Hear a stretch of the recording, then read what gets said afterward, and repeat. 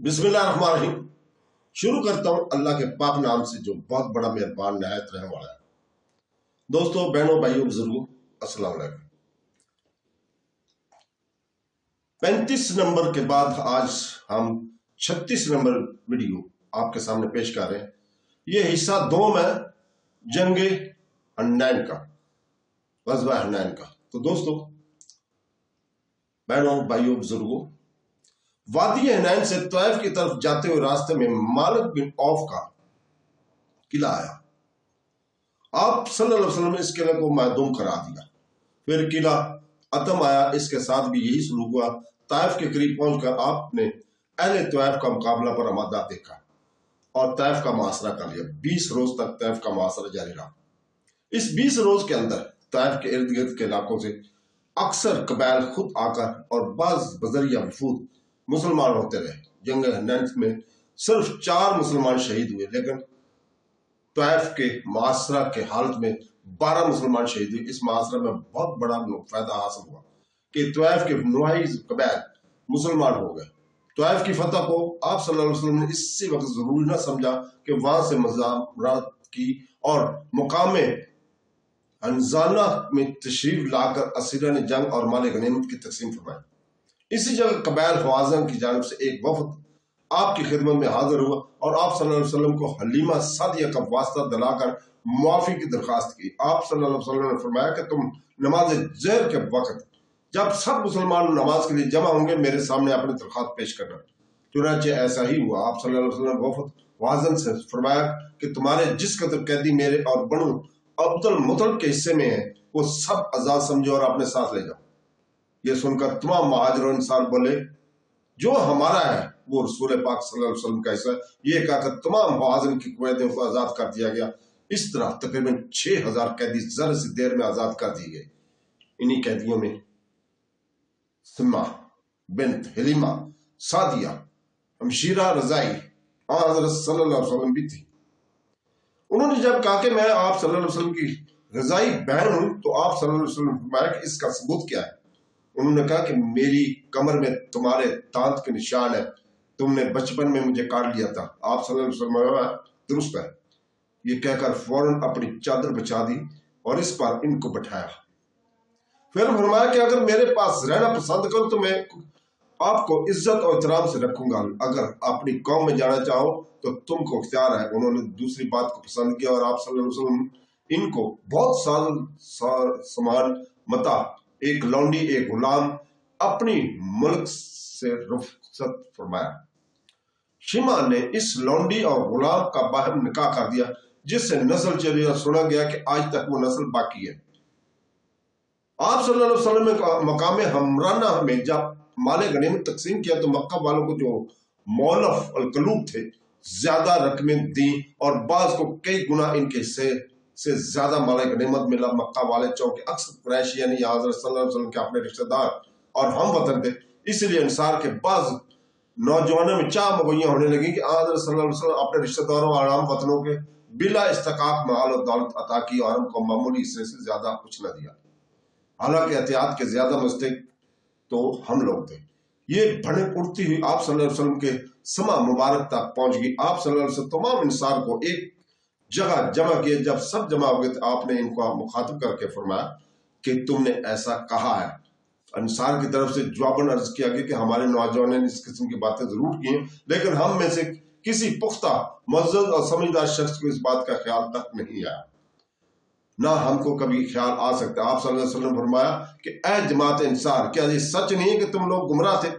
अल्लाह ताला ने हमारी बदौलत तुमको हिदायत फरमाई। इंसान ने अर्ज किया, बेशक अल्लाह और इसके रसूल हम पर बड़ा आसान है। फिर आपने फरमाया, तुम लोग आपस में एक दूसरे के दुश्मन थे, मेरी बदौलत तुम में इत्तेफाक पैदा हुआ। इंसान ने अर्ज किया, बेशक आप सल्लल्लाहु अलैहि वसल्लम ने हम पर बड़ा आसान फरमाया। फिर आपने फरमाया कि तुम लोग नादार थे, मेरी बदौलत अल्लाह ताला ने तुमको गनी किया। तुम मुझको जवाब दे सकते हो कि सारी दुनिया ने तुझको झुठलाया, हमने तेरी तस्दीक की, सब ने तुझको छोड़ दिया और हमने पढ़ा दी तो मुहताज थे। हमने तेरी मदद की और तुम्हारे इन सब बातों की तस्दीक करेंगे। जमात इंसार, क्या तुमको ये पसंद नहीं कि लोग ऊंट और बकरी लेकर अपने घरों को जाएं اور محمد صلی اللہ علیہ وسلم اپنے گھر لے جاؤ۔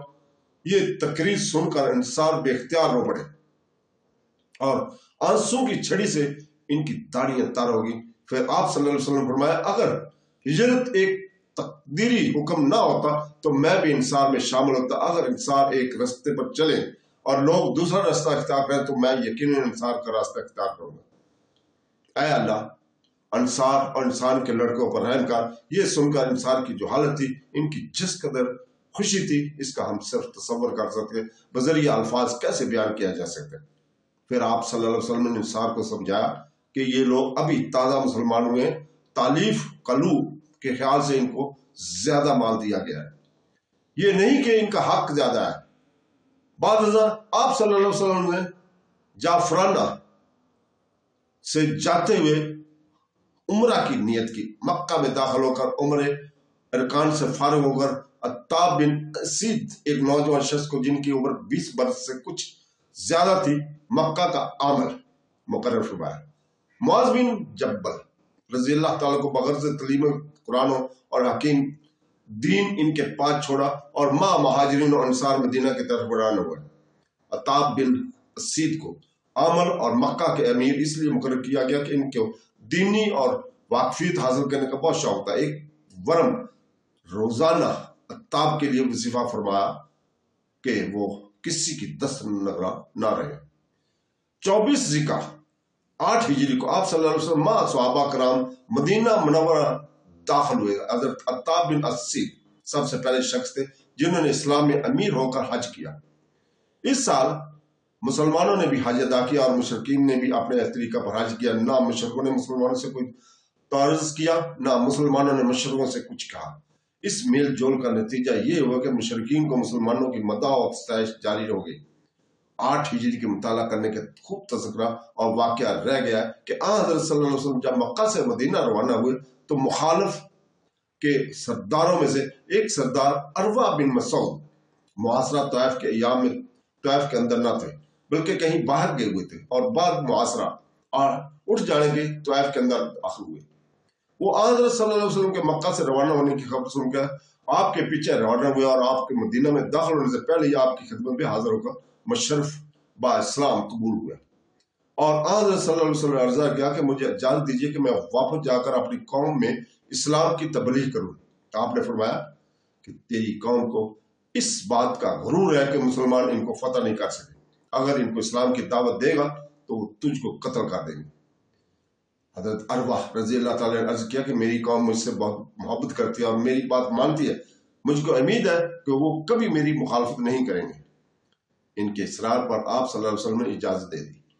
وہ طائف میں آئے اور ایک بلند مقام پر کھڑے ہو کر اہل طائف کو اسلام کی دعوت دینی شروع کی۔ اہل طائف نے اس بات کو سنتے ہی ان پر تیروں کی بارش شروع کر دی اور اسے شہید کر دیا۔ دم نزاع ان کے اہل خاندان نے پوچھا کہ تم اپنے خون کے بارے میں کیا کہتے ہو، ہم اس کا بدلہ کس سے لیں یا نہ لیں؟ انہوں نے کہا کہ اللہ تعالیٰ نے اپنے فضل و کرم سے مجھ کو شہادت کا مرتبہ عطا فرمایا، اب میری صرف یہ خواہش ہے کہ مجھ کو رسول پاک صلی اللہ علیہ وسلم کی ان رقیب کو پاس دفن کرنا جو یہاں ایام معاصرہ میں شہید ہو کر دفن ہو چکے ہیں۔ حضرت صلی اللہ علیہ وسلم کی جب عروہ بن مسعود رضی اللہ تعالیٰ کی شہادت کا حال سنا تو فرمایا کہ عروہ اپنی قوم میں ایسا ہی تھا جیسا صاحب یاسین اپنی قوم میں۔ اسی سال آپ صلی اللہ علیہ وسلم کے صاحبزادہ ابراہیم پیدا ہوئے۔ صاحبزادہ ابراہیم ماریہ قبطیہ کے وطن سے پیدا ہوئے تھے۔ اسی سال آپ صلی اللہ علیہ وسلم کی صاحبزادی حضرت زینب رضی اللہ تعالیٰ نے انتقال فرمایا، اور اسی سال کے آخری ایام میں آپ صلی اللہ علیہ وسلم کے لیے لکڑی کا ممبر تیار کیا گیا تھا جس پر بیٹھ کر آپ صلی اللہ علیہ وسلم خطبہ ارشاد فرمایا کرتے تھے۔ اسی سال منظر بن ساری حاکم بحرین کو جو آپ صلی اللہ علیہ وسلم کا خط دیکھتے ہی مسلمان ہو گیا تھا، آپ نے ایک تحریر بھیجی جس کی راہ سے وہ یہود اور مجوسیوں سے جزیہ وصول کرنے لگا۔ تو دوستو اس کے ساتھ یہ اجازت چاہتے ہیں کل تک کے لیے۔ کل ہم انشاءاللہ تعالی آپ کے ساتھ نئی قسط کے ساتھ حاضر ہوں گے۔ اللہ حافظ۔